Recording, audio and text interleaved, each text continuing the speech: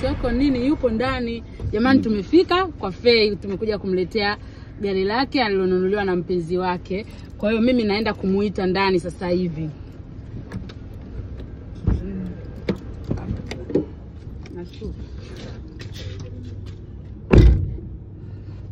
Bwana, nimeamua nimnunulie shemeji yenu ugali kwa ajili ya matembezi madogo madogo. Sasa akija kunichiti, naomba hata serikali iwe upande wangu, kwa sababu kitendo cha kununua gari sio kitendo kidogo na sio jambo dogo. Ina maana nimeamua kutoa nusu uhai wangu. Kwa hiyo hata serikali ijue kabisa siku ikinikamata na bunduki ni haki yangu, kwa sababu nimenunulia kiumbe cha Mungu gari ambacho nimetokea kukipenda katika mazingira ya kutatanisha. Kwa hiyo sasa wale pale wanakuja. Twende uone vitu vizuri. Wewe nayo unaona vitu vizuri, hebu njoo. Njoo unanipeleka wapi? Njoo.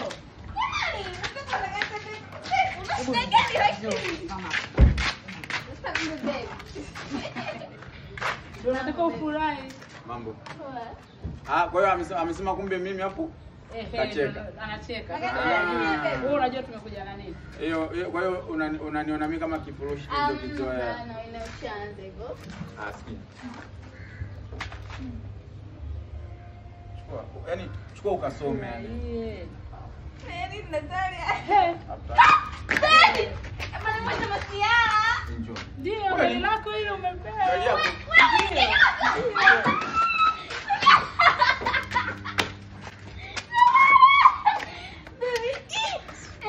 Ingia. Njoo ingia. Njoo. Bado uamini. Uamini macho yako.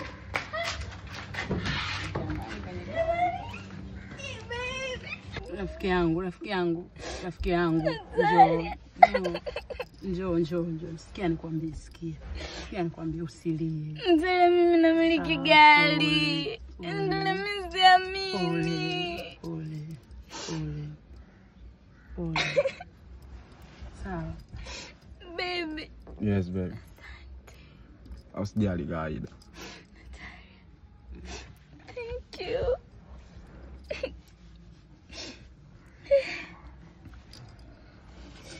Kwa tunaenda wapi sasa hivi? Kiwanja cha kwanza wapi? Beach au?